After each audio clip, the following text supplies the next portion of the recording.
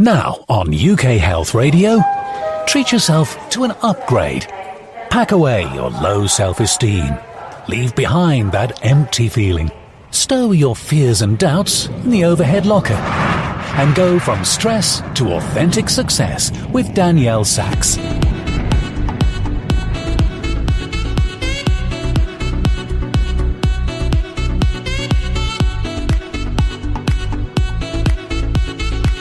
Hello, and here we are again, a new day, a new week, and of course, a new show.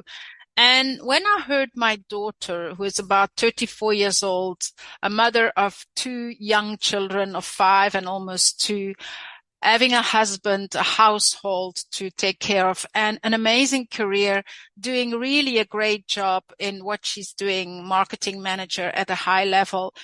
When I talked to her this morning, I thought, well, we need to talk about the stress in the workspace, meaning our occupational health. And of course, the stress in the workspace has all to do with work-life balance, with how the stress in our private life is affecting our working professional life, and the opposite, with how our professional life is influencing our personal life. That is all about work-life balance. And today, not for nothing, that's how the universe works. I am just talking in an interview that I planned a few weeks back to Clare Price. Now, Clare, I have to say, she has more than 30-year experience, a little bit like me. She's a mental health nurse by background, but also an accredited cognitive behavior therapist, a lecturer on at the University of Hull.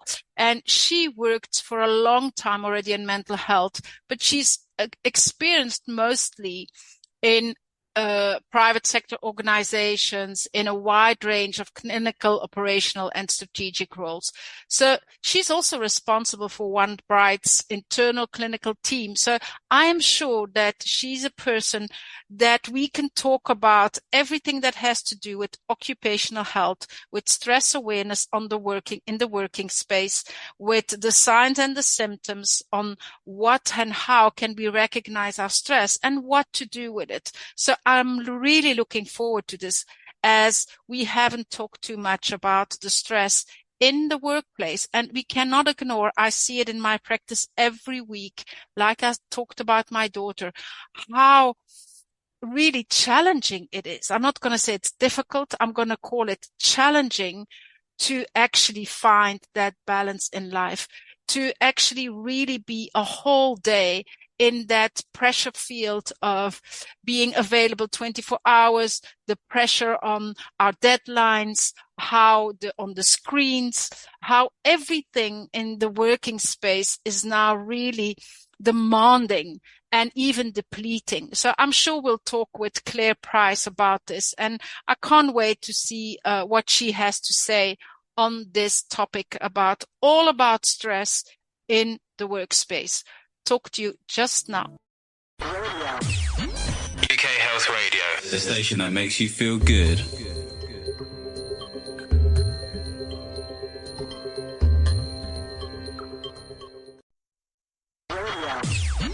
UK Health Radio, the station that makes you feel good.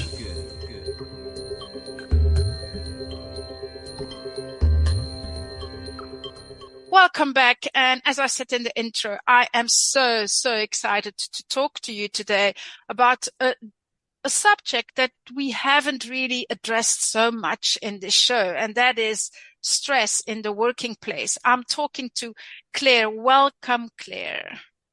Oh, it's really great to be here, Danielle, and I'm really looking forward to explore this topic and give your listeners a little bit more information. Thank you, because you are experienced, I believe, more than 30 years already in what you do. And I really admire that, because it is such a difficult subject. Stress has become, the last 3 decades, you and I have been so many decades in this, it has become something different, something special, something so overwhelming for a lot of people, while it doesn't have to be. Is that correct?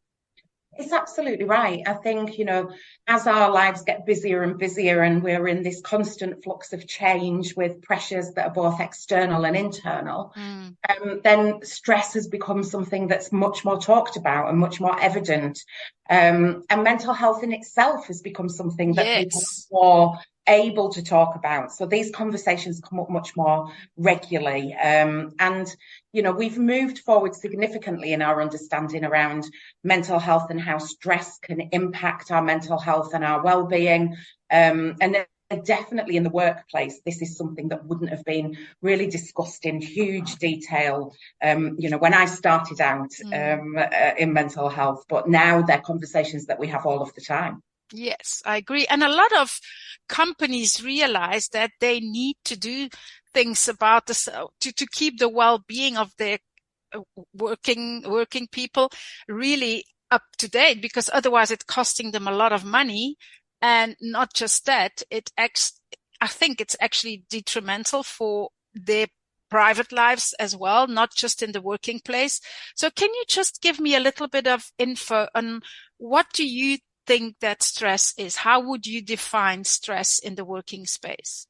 I think, stress is one of those things that happens to us when the demands that are placed upon us are significant, but we don't feel like we've got the resources to meet them.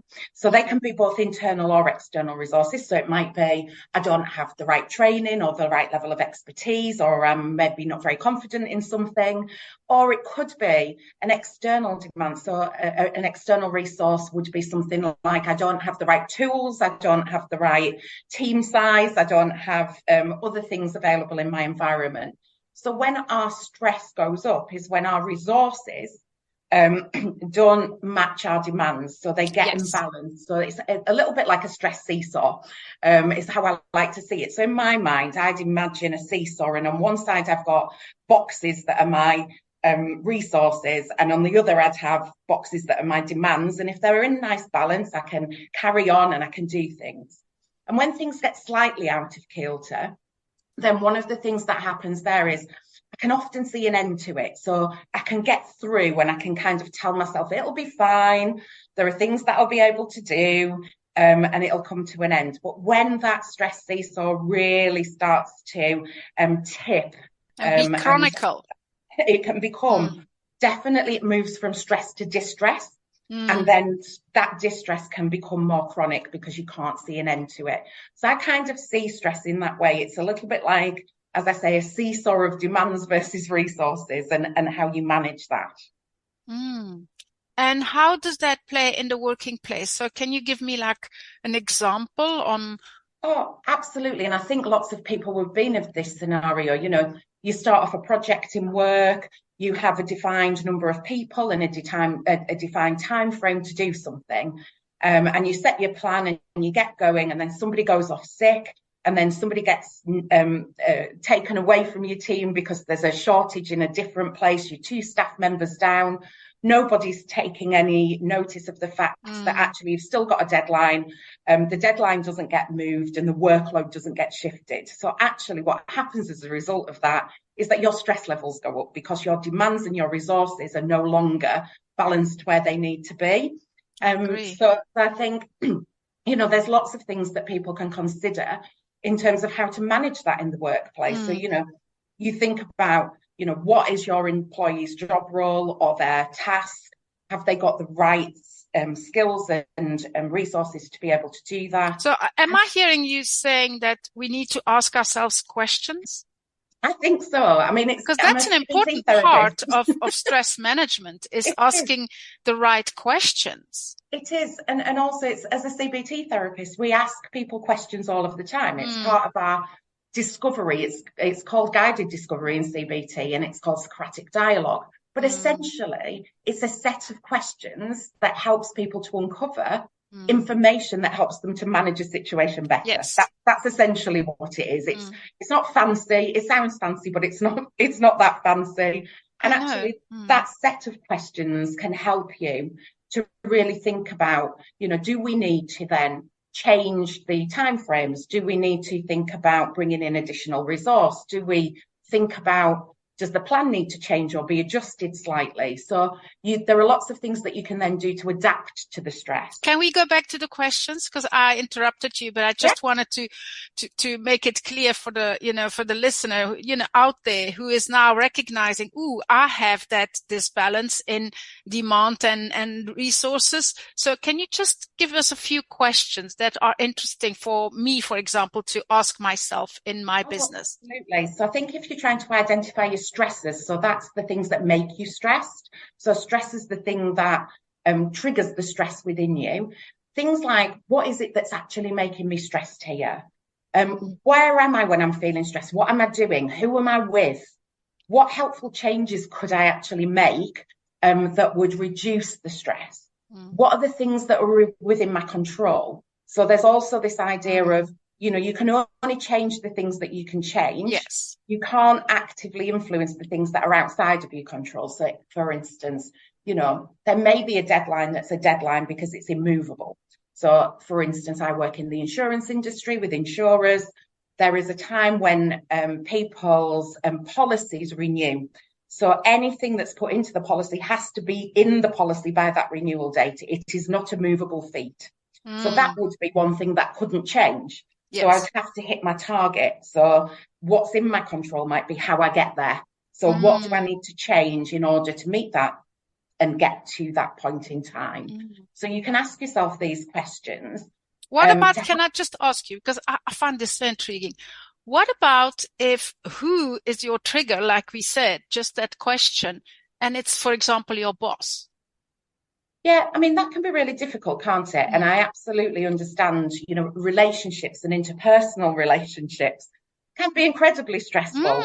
Even for the people that we like and we love, there's still stresses that goes into that. So, I think it's really important to think about that in a working relationship and in a relationship where somebody is your boss. I think sometimes it's helpful to think about, how can I have a conversation? So when you're having conversations with a boss, it's sometimes helpful to try to take the emotion out. Yes. Try to sit down and think about, what is it that I actually want them to know? And what is it that I'm actually trying to say? So sort of trying to conceptualize something or think about it in advance. What is it that I'm finding difficult? Is it the way that I'm spoken to? Is it the way that, the emails come into me? Yes. Is it the pace of the work? Is it that I don't understand some of the things that I'm being asked to do?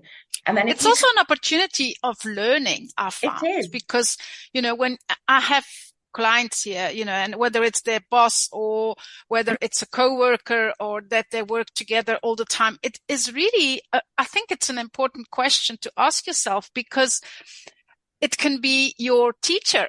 That person can be just teaching you something about you, within you, that is going on. And that's why they trigger you. But it's all about your own needs and values. And so it's quite an interesting, I found, journey to go within when you know which people are triggering you. Yeah, absolutely. And it's really interesting that you mentioned things like values and things there, because often emotions are something that we experience when our values are compromised or they're not quite matched in the same way. And then that creates something within us that sort of triggers us. And we respond to those triggers. And sometimes it's helpful to step back and understand what is it about that. And then you can have conversations about either, can it be moderated in some way? So can there be something that we do differently, or can we adjust something, or can we think about doing it differently?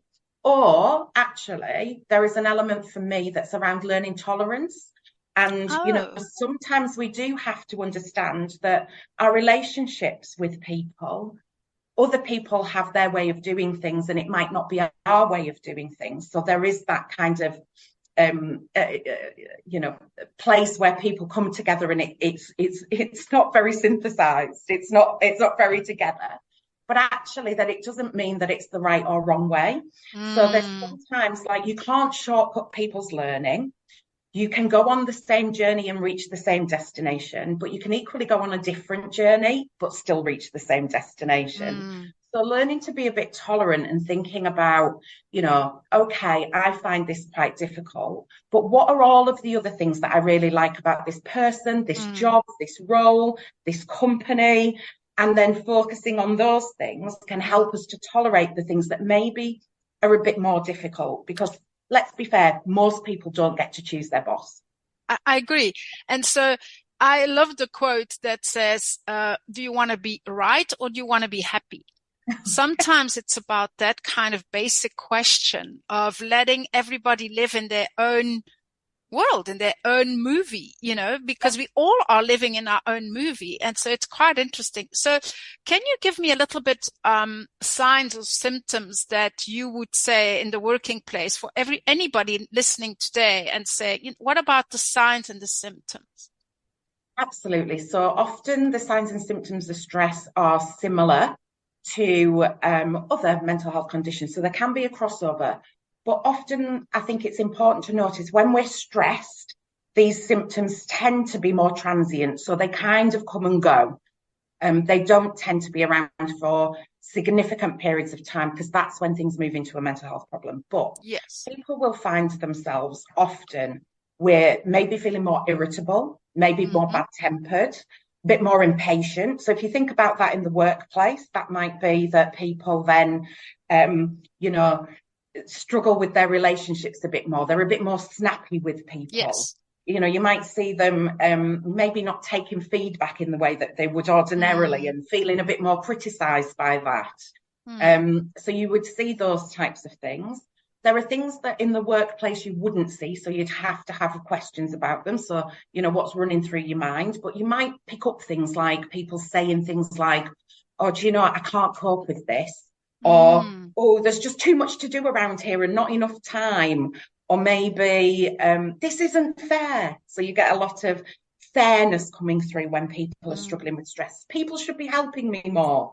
I'll never get this finished. I have to get this done. So there's like internal pressure as well. I agree. And then you might notice physical sensations are more difficult, thinking about that. But you might notice, that somebody gets a little bit shaky. You might notice changes in their voice, if they're in a group situation. You might notice that somebody goes a bit pale. But I think it's the behaviours, often the behaviours are the things in the workplace that you can pick up on with either your colleagues or, people that you might be responsible for, if you're a leader, for instance, or a mentor or a manager, boss. And they're things like maybe isolating yourself from others, not being able to get your work done on time. You might be seeking more reassurance than you would ordinarily. You might need things written down for you because your concentration's a little focus bit anymore. The concentration and focus and concentration can go.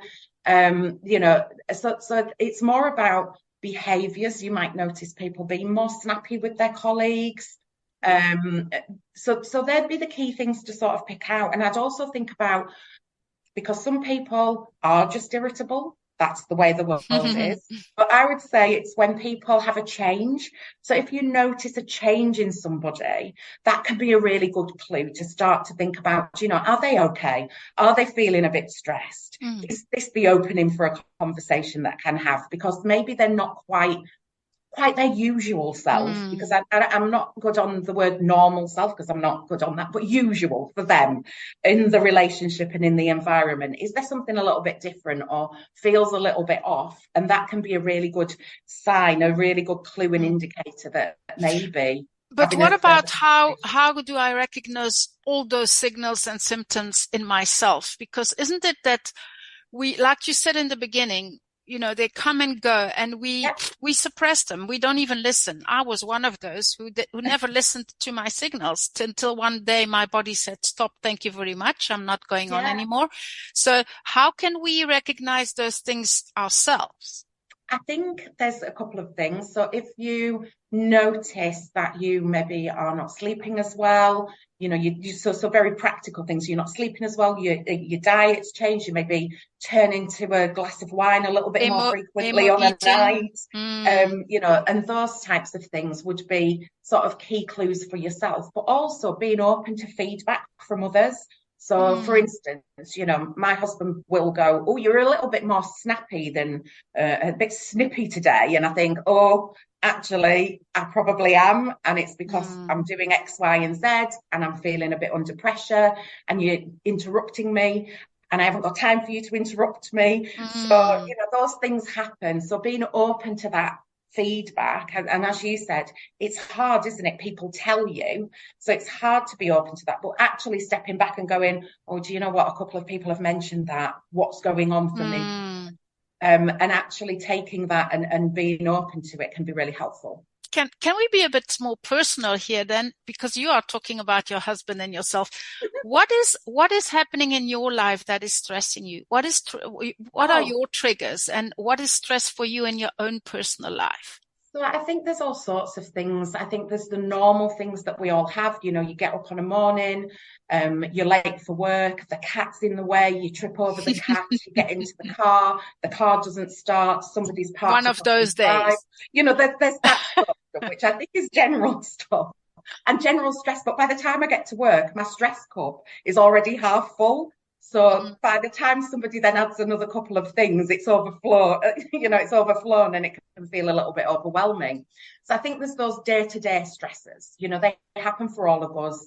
And depending on what's happening and what you've got to do and how you perceive them will impact you, and you will have a response to that. And that might be, shouting at another driver, beeping your horn, whatever that might be. But I think there's then the other stresses that people have. We have interpersonal relationships all of the time with lots of different people. I've been married I've been with my husband nearly 30 years.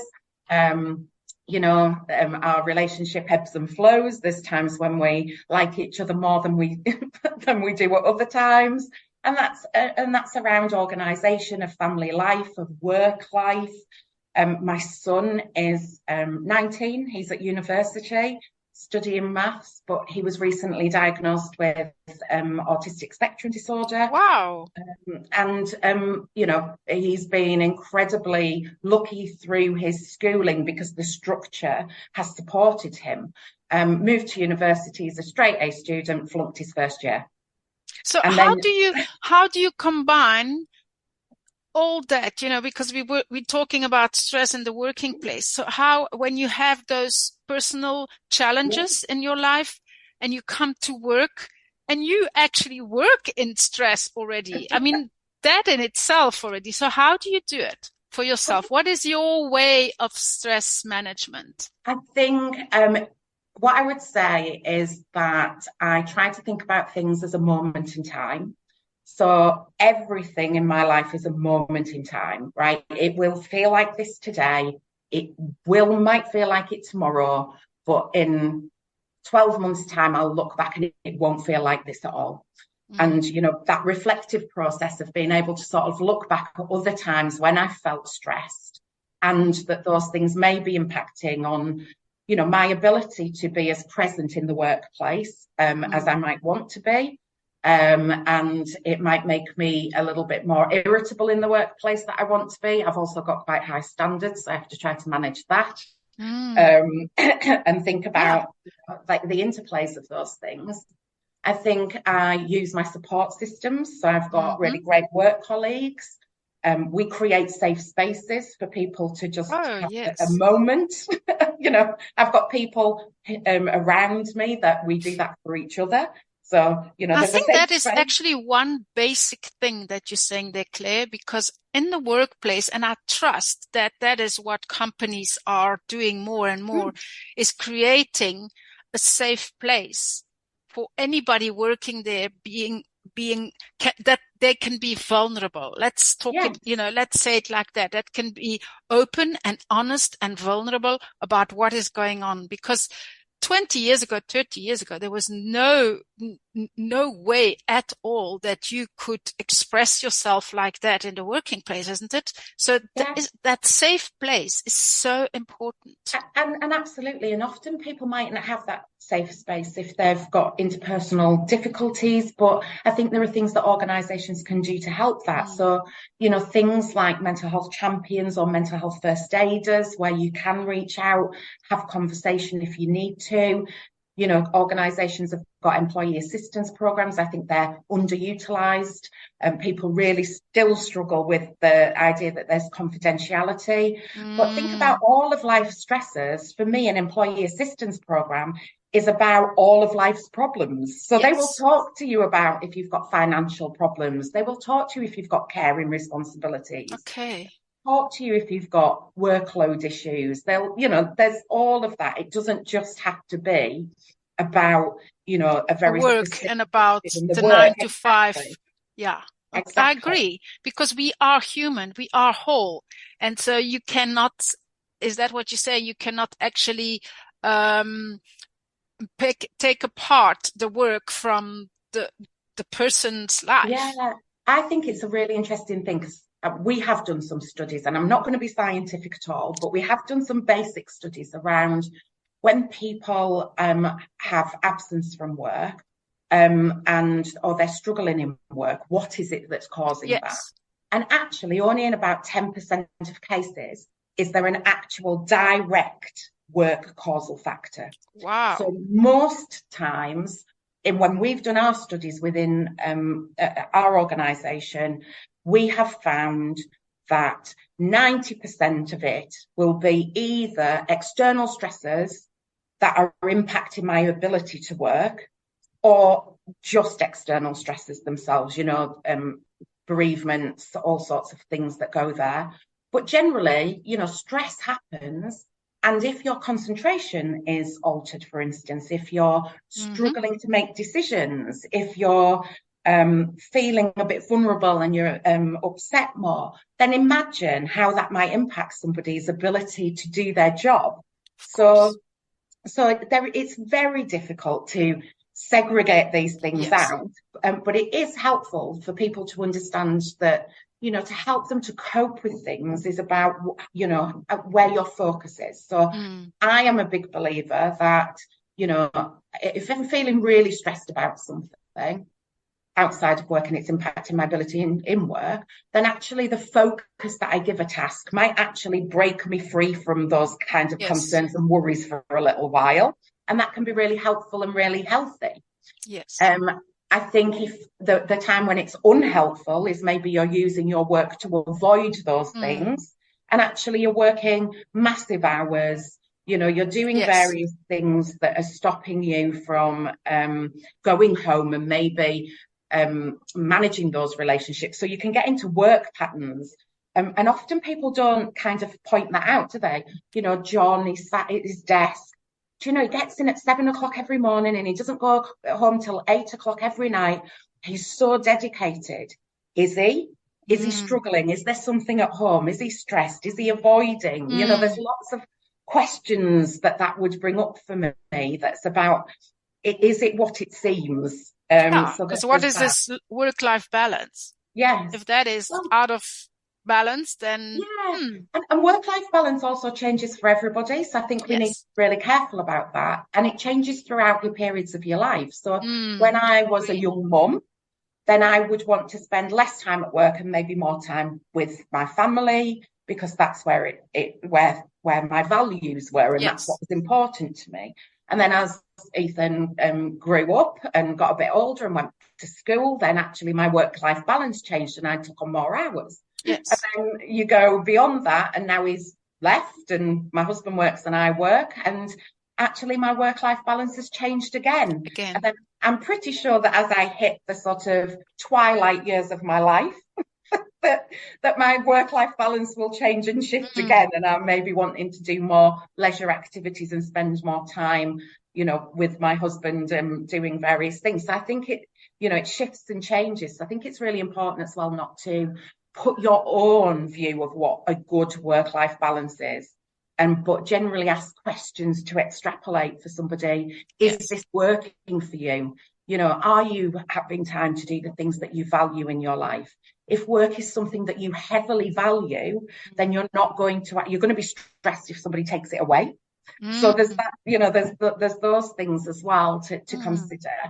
Which I think is really interesting, and that often aren't considered in that way, because people often think they know best about work-life balance. Yeah, that's why insist so much when we talked about asking questions, because we think we know it from our perspective, from our movie. We are sitting in the movie house and watching our own movie, and we do not often enough ask questions about their movie. That's a little bit what you're saying here, which I really enjoy, because it's the same in any practice. And you, as a therapist, it is so important to go into the perspective of the other person, whether you call that also empathy, being present in their world, compassion.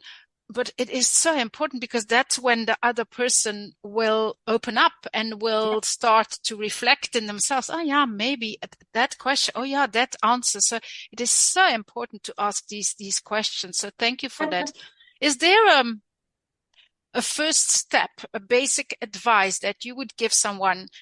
Imagine somebody's listening now, feeling in their work that there's so much pressure, that they are in overdrive, overwhelm, being in the rat race, let's say, feeling a bit trapped in the rat race, not having that work-life balance. What would be your first advice that you would give them in their stress management?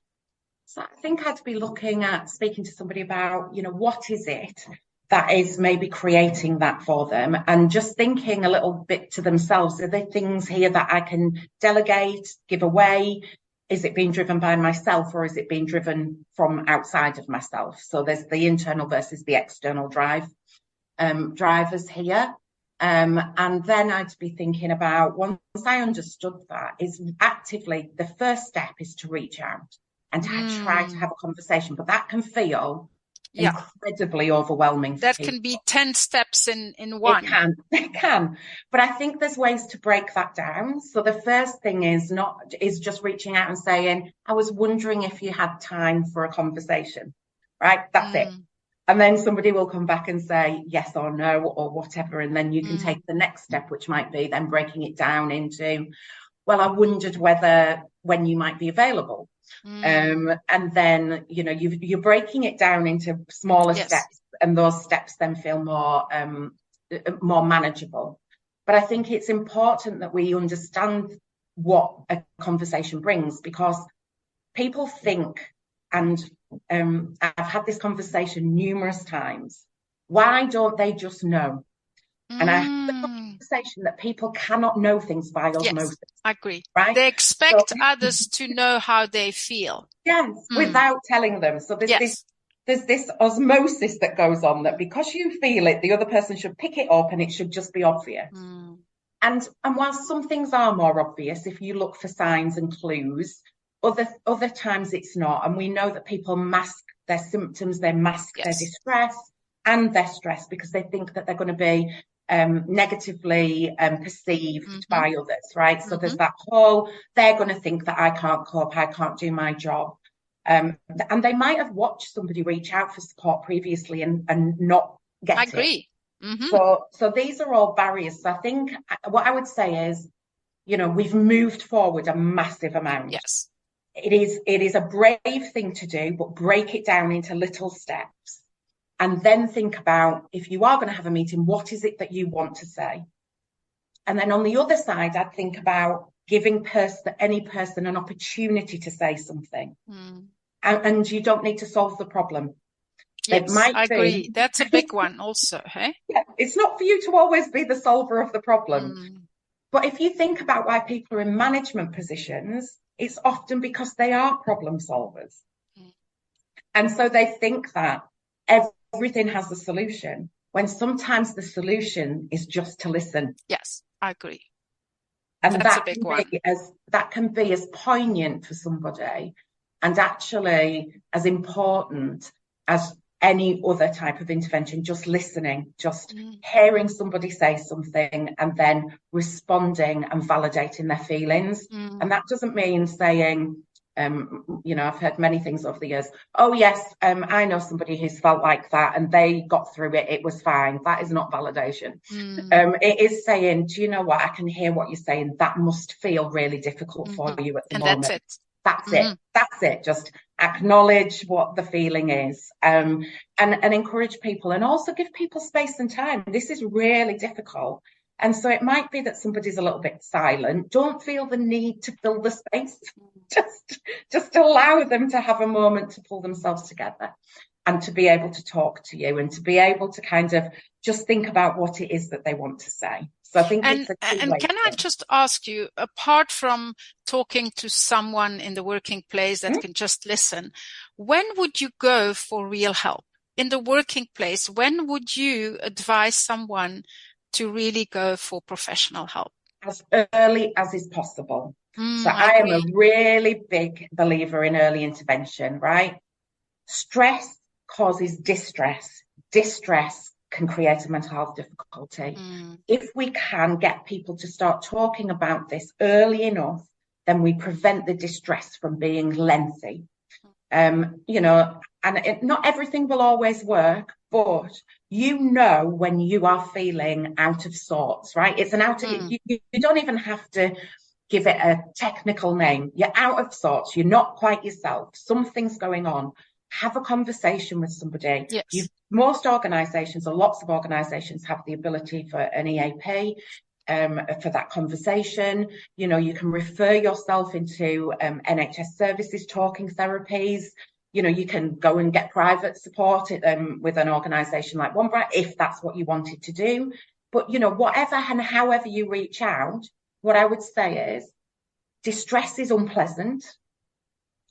So if you are finding yourself in stress that is leading to distress, then have those conversations early, because it's very likely that a very short intervention and a very sort of a light to touch in many ways can resolve that for you. And actually you learn those skills and you take those skills into the next chapter of your life, or, they're the skills that you learn they become your toolkit that you can use on your journey. Yes, I agree. A lot of my clients often say, if I had known what this program, this journey has done to me, if I'd known that in advance, I would have done it 5 or 10 years earlier. First of all, I would pay double, triple the amount of money.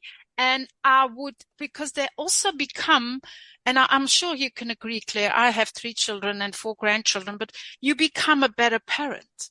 You become a better human being. It's not just about stress in the working place. But that stress in the working place can make you a worse human being as well. So that's why it's so important to, like you say, to do the early intervening. Yes. And people think that it is still, I so often say that in my articles and in my speeches, people still think that it's a weakness to go for help. In God's name do people need to realize that it is not luxury? It has nothing to do with being strong. Yeah. It is a necessity. But there's a strength, isn't there? There is, and I think that's about changing the narrative, braveness, like you said, and changing the rhetoric. It's being brave, and there's a strength within acknowledging that you're struggling and then getting the relevant support or learning the skills that you need to enable you to do that. And I think whether you're stressed at work or outside of work, the skills that you learn, are cross-fertilized. You use them in the other areas of your life. So I agree. Actually, they don't just stay with you in a very linear way. They move and they expand into all other areas of your life, and they do make you more able to manage things. There is a thing that happens in therapy training. Lots of people end up ending their relationships because they've gone through the therapy training and they're doing things differently. They realize that. Realizing various things. And it was one of the things that we were talked about when I first started doing my therapy training. And it's just a really interesting phenomenon that what you learn actually generalizes into other aspects of your life. And I think it's about helping people at all ages and understanding that, talking's good. Talking's a really good thing, and getting help as early as you can is not a weakness. It's a strength. It's a brave thing to do. And actually it will make your life, the quality of your life, so much better, because people bumble along, don't they? In that stress, distress state. And actually you could have had something that then made you much happier within yourself, happiness, I think, is a weird thing, but satisfied, have value. Fulfillment. Yes, Fulfillment is the only satisfaction and thing we have value. to, work for. Now, Yeah. because time goes by so quickly, Claire, and I'm really intrigued about everything we talk about here, but do you have a quote or a statement or something that you live by, being the person who you are after 30 years experience? Is there something you can share with that person that is listening now, that is maybe 20 years younger than us, maybe whatever, person who is a bit stuck and who is feeling really stressed, distressed, and maybe even thinking, I should go and get help? Is there something that you live by, a statement or a quote? Yeah, I mean, I think I said earlier, for me, it's very much about that. This is a moment. It's a moment in time, and and if you need help now, get the help that you need. But there's no, there isn't any second chances, right? There's no second chances. You can carry on feeling like you're not managing things. When actually you could make a definite and positive change, and that would make you feel so much more different in how you approach things. So I definitely think about those things, but I also live by the sort of, grant me the wisdom to change, it's sort of an acceptance statement, which is about, the wisdom to see the things that I can't change and to only work on the things that I can, right? So banging my head against a wall to get my organization or to get somebody to do something, that's outward. That's about change that I can't maybe affect. So what are the things that I can change? And often they're the things that are within your sphere of control, or around how you think, respond, react, what actions you can positively take. So I definitely think thank you for that. I really appreciate that, because to me, and as a grandmother of 4, if you ask me the advice that I would give to my 20-year-old one, is that whether it's time management, stress management, whatever it is that you need to manage in your life, it is about self-management. Yes. So that's a little bit what we've been talking about today. So thank you so much for this conversation. It was really, really interesting. And I'm going to have a little break and come back just now. Thank you.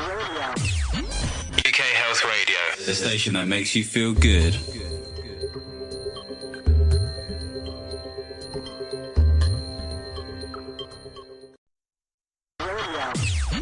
UK Health Radio, the station that makes you feel good. Here we are again with a little outro of this interview, because I just want to give you a little summary of what I believe has been really interesting in this conversation with Clare Price, who really, you can feel that she's an experienced person when we talk about stress in the workspace. And she was explaining to us what stress is to her, about the resources and the demand are in this balance. And of course, chronically, that gives the stress. And if you don't take care of the distress, it can give you a mental health disorder. So what she was saying to us is to help you uncover what is really going on in your life, on the workplace, with the colleagues, what is triggering you. We are supposed to ask more questions. It is important, as I do in my practice, because that's what people pay me for, is to really ask good questions, because that's where you can reflect. That's where you can understand the triggers. That's where you can understand where you go out of control, how your self-talk is actually really lying to you, and all these things. And it is indeed true that in the working space, I've had many examples here in my practice. We need to learn more tolerance. It is true that tolerance in the workspace is really one of the key elements if you want to have a great functional team. In a team, we need to have tolerance.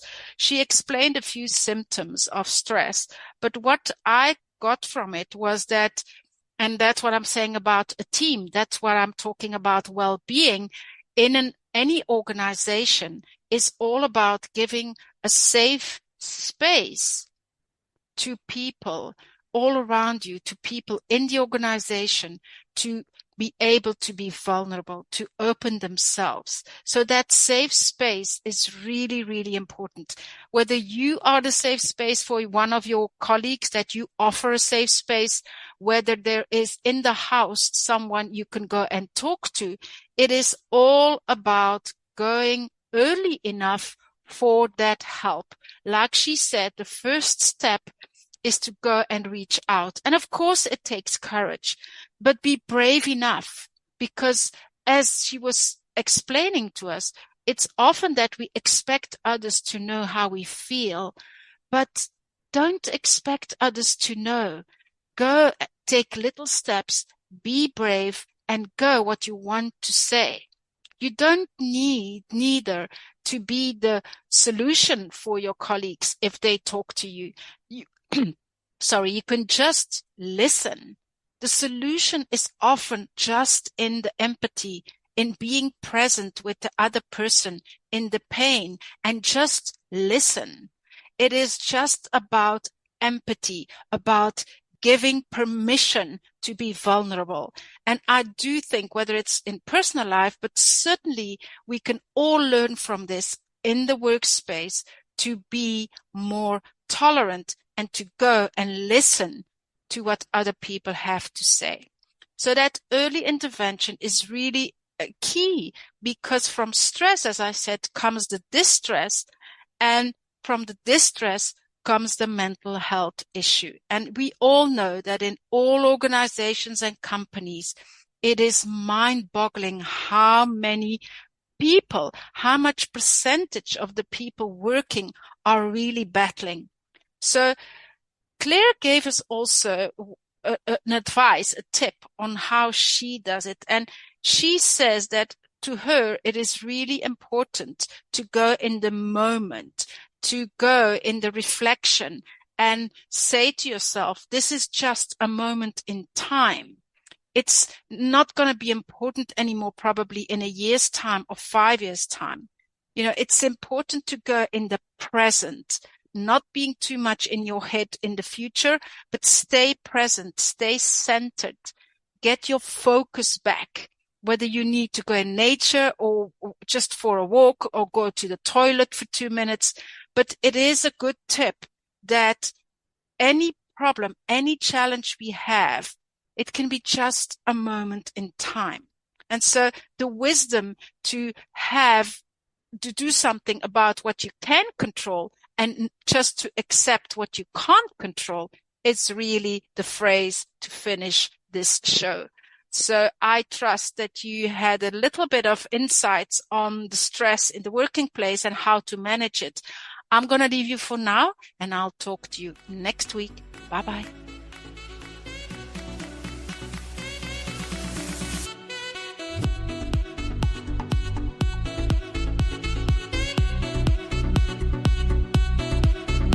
From Stress to Authentic Success was presented by Danielle Sachs.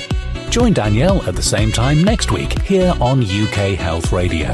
And meanwhile, for more on how to thrive in business and everyday life by being true to yourself, go to daniellesachs.com.